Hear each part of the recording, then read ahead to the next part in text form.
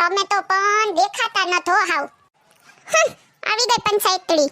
એ આવો આવો જલપાબેન, ક્યાંય નત ગયા, ક્યાં જાય? આર્યા ઘરમાં જ છે, બસ કામ કરતી હતી. એ અમે કાલ રાતે જ આવ્યા, પછી તમને બધાને ક્યાંથી ખબર હોય કે કઈ આવ્યા? હા તો અમે કે સોનલબેન દેખાતા નથી કે હજી લાડવા પૈતા નથી લાગતા? લાડવા ચાલુ જ લાગે સોનલબેન ને. અરે લાડવા તો ખાધા કેવાના હો, લાડવા તો ખાલી ખાઈ તો હું હગીએ. કાયમ મિષ્ટાન કેટલું ખાવું? ગાયઠીકનું ખાઈ ને બેહી શરીર પકડાઈ ગયું. લાડવા ખોઈરા હો. એમે ખાઈ પીને કઈ કામ ધંધો તો હોય નહીં, ખાઈ પીને બેઠું જ રહેવું. ગાયઠીકનું શરીર દુખે એના કરતા તો ઘરનું કામ કરવું સારું. ભલે નહીં આખો દી નેવરીના નો થાય, પણ આમ કઈ શરીર બરીને એવું દુખે તો નહીં. આ તો ખાઈને ગાયઠીકનું દુખે. હા ઈ વાત તમારી હાસી હો.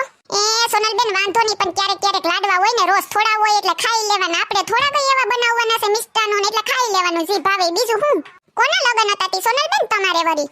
એ અમારે તો 500 જગ્યાએ લગન હતા આમ તો, પણ એક અમારે મારી માઈસી છે ને એમ દેરાણીના ભાઈના હતા તી, ત્યાં બધાને હાગમટે જવાનું કીધું તું ને 2 દી સુધી રોકાવાનું કીધું તું ને. એ લોકોએ કેવું કર્યું તમને ખબર?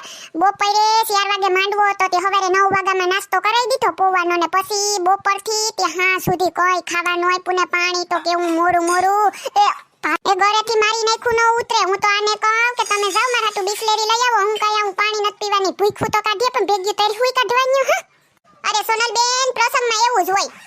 હા એવું હોતું હે કઈ આખો દી ભૂખા મારી નાખ્યા ને. હું તો બધાયમાં દુકાન હાટુ હળગ્યું કાઢો, આમથી આમ આખું ગામ ફરી લીધું, પણ ક્યાંય દુકાન ન મળી. ને બબલા ને પપલા મળે, એક તો મને એવા ભાવે નહીં ને.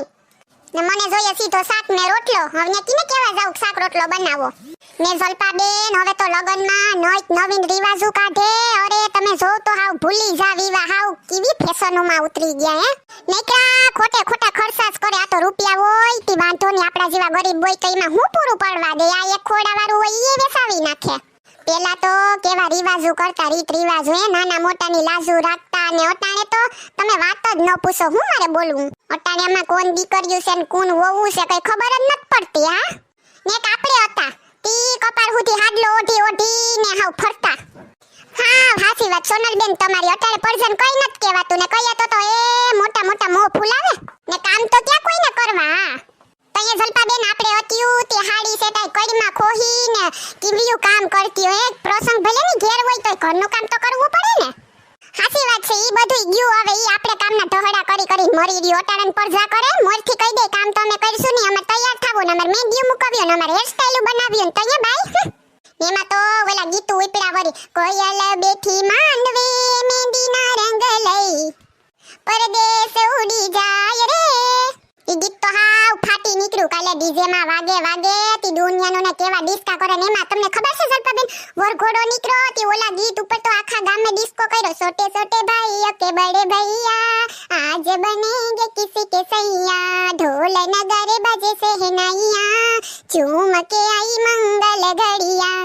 એ સોનલબેન હું તમને શું કહેતી હતી, તમે ઓલી પિંક કલરની સાડી પહેરી હતી ખબર ને? ઈ ક્યાંથી લીધી? મેં તો કોઈ દી ન જોઈ. તમે સ્ટેટસ રાખ્યું હતું ને મેં ફોટો જોયો તો હું કહું કે આ લે સાડી તો જો કેવી રૂપારી છે સોનલબેન. વે હું એમ કરતી હતી ક્યાંથી લીધી હે, બતાવી નહીં મને તમે.